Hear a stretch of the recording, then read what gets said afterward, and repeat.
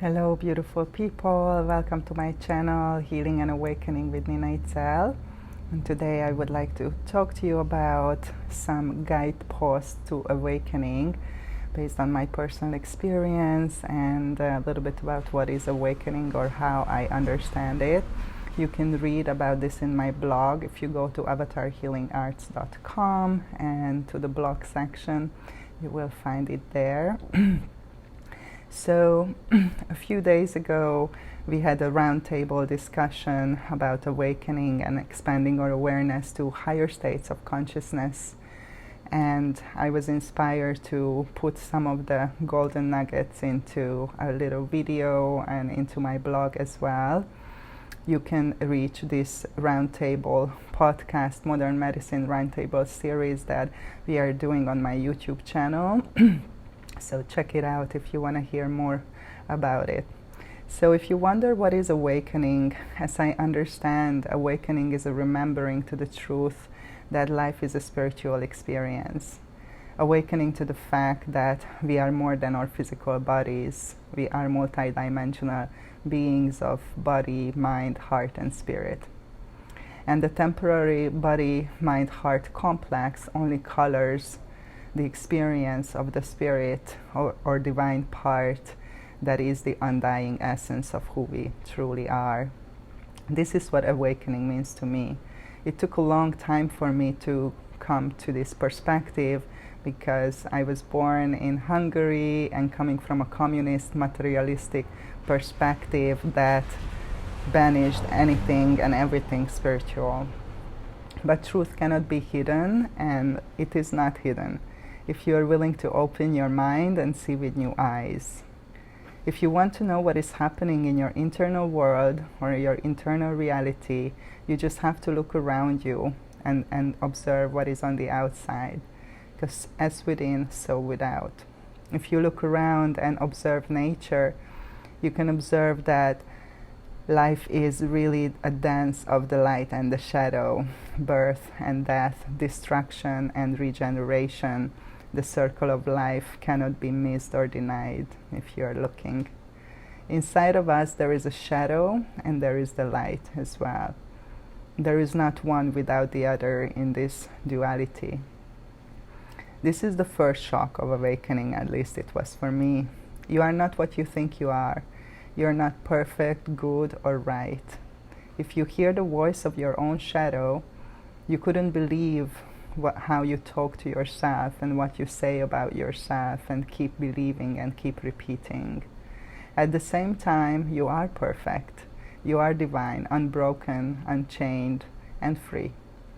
If only you could see. Now what to do? When you see how judgmental, how condescending, how angry and bitter we are, there is good news. Until now, you were in a prison unknown to you. It's the prison of mind, it's the prison of fear. When we are ignorant, there is no way out. There is no chance for change. We are locked in this cycle of repetition. We are not aware what needs to change. But once we open our eyes, we can choose to exit this prison and bring the light of awareness into our internal shadows. You may ask, what would make somebody to go within and see this uncomfortable truth? Suffering is the catalyst for healing and awakening. When you realize how unhappy you are, you will be willing to take the first steps on this road of less traveled. If you think about the turning points in your life, no matter how happy or sad those memories are, they were all accompanied with some kind of loss and letting go of attachments that shaped your life. But after all death, the dark night of the soul, came the bright days of the sun and rebirth, continuing the eternal dance of the dark and the light. When we encounter the shadow and look into its eye, we embark on the biggest journey of our lives. We dare to venture into the unknown, even though we are scared, we go anyways. Somewhere inside of us, we know that we can and we will if we want to be free. The two most important allies are an experienced guide who knows the territory and a supportive community that serves as a source of comfort and companionship, especially when we are in the intensity and the dark moments of our lives. So here are some principles that come from my personal experience and meant to serve as guideposts to bring more ease and grace to our journey. So blessings on your path. So number 1, stop changing the world and start changing yourself. Change starts at the level of the individual. You can only change yourself as you have no power over others, spiritually speaking. Your external world is only a reflection of your internal reality. As within, so without, you remember? Therefore, stop changing your external world and start changing yourself. Start looking within. Explore your internal world, the good, the bad, the beautiful, and the ugly. In ancient Greece, on the entrance of the temple of Apollo, the sun god, where the Delphois oracle used to reside, there was the following inscription: know yourself, know thyself. If you want to know the secrets of the universe, know yourself. Number 2, ask and you shall receive. So how to make the first steps when you are waking, you are walking on this uncharted territory? Obviously, you need support and guidance, but do not despair. The universe wants you to be happy and it's working for your favor. Therefore, the perfect tools, people, resources, opportunities are always available and always around you. When you accept that you are lost, confused, and in need of support, you become open and receptive. Now you can see the signs and hear the universe talking to you. You just have to decode it. Number 3, follow your heart. But how to know where to go, what is your next step, the best decision to make on this path? Believe me, your conscious mind cannot be trusted because it's influenced by thousands of ideas of other people's about what's good for you and how you shall live.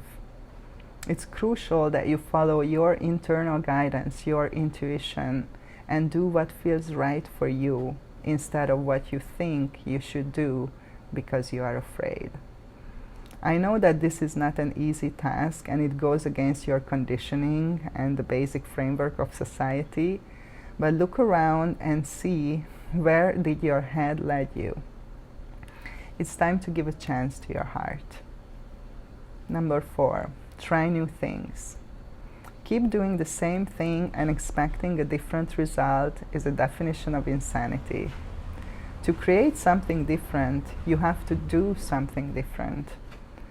In terms of what to choose, if you have multiple options, a good guiding principle is to do what you feel the most excited about, what you feel the most positive about. This will always lead you towards your highest good and the path of your heart. Once you try new things, you can evaluate your experiences. And if you think, how can I get more of this, because this feels really good, then just do more of that and continue walking that path. It will be a little bit difficult first to discern between the voice of your head and the voice of your heart, but focusing on how things make you feel instead of what you think about them will assist you to connect with your internal guidance. If you think you have no options, nothing to choose from, just keep asking for guidance and wait for instruction. Number 5, be courageous. All that you want is the other side of your fears. I know that from experience. To let go of fears, we have to face them. The only way out is through. Sorry about that. The good news is that most fears are simply false evidence appearing to be real. Once you look them in the eye, they start to shrink and you will see how ridiculous they are. And guess what's on the other side of fear? Love is. Number 6, surrender. The best you can do in the grip of your fear, the intensity of your experience, to soften and drop your defenses. You know the saying, let go or be dragged. Remember that. Challenges are really opportunities for expansion and contain valuable lessons to grow and evolve. To get to the light, you have to go through the darkness, beyond your conditioning. There you find new horizons and you will see with a new eye. This requires a state of openness, willingness, and curiosity, and this is what surrender means to me. Number 7, let go. Everything changes. Don't be attached what you think you are. The most powerful mantra to help you on this path is, this too shall pass. The dark night of the soul gives way to the bright days of the sun, and so on, in a never-ending cycle. The question is, how will you navigate this process? How will you ride the waves of ups and downs and stay centered in the eye of the storm? Number 8, presence.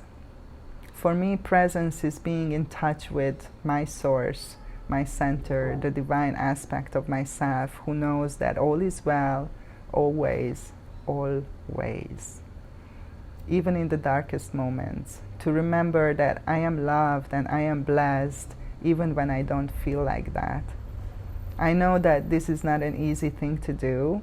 It's definitely a work in progress. However, practice makes a master. When you drop into this state of presence and balance, you go beyond duality and expand your awareness of the great mystery we call life. If you find yourself in great resistance to the present moment, ask yourself, can I fully love and accept myself exactly the way I am right now? Number 9, simplicity. Just keep it simple. The mind has a tendency to overthink, overcomplicate things, and create great confusion. The heart, on the other hand, may be more quiet, but always confident, clear, and simple. There are infinite perspectives to entertain the mind. The question is, do you want to be right or do you want to be happy? And number 10, love. The forces of love are at work only and always. This is the hardest pill to swallow, especially in the dark night of the soul. A teacher once said to me that love is all-inclusive. I still don't feel that way, but every day I'm working towards expanding my circle of love. I know I can choose love or I can choose fear. So what seeds are we planting? These guideposts are some of my tools that support me on my journey. Remember that you are the healer and love is the medicine. Love starts within, loving yourself, accepting exactly the way you are in this present moment. If you want to be in service, learn to see yourself and others with the eyes of love and treat everything as part of your being. Thank you for listening. Have a wonderful, magical day. I love you.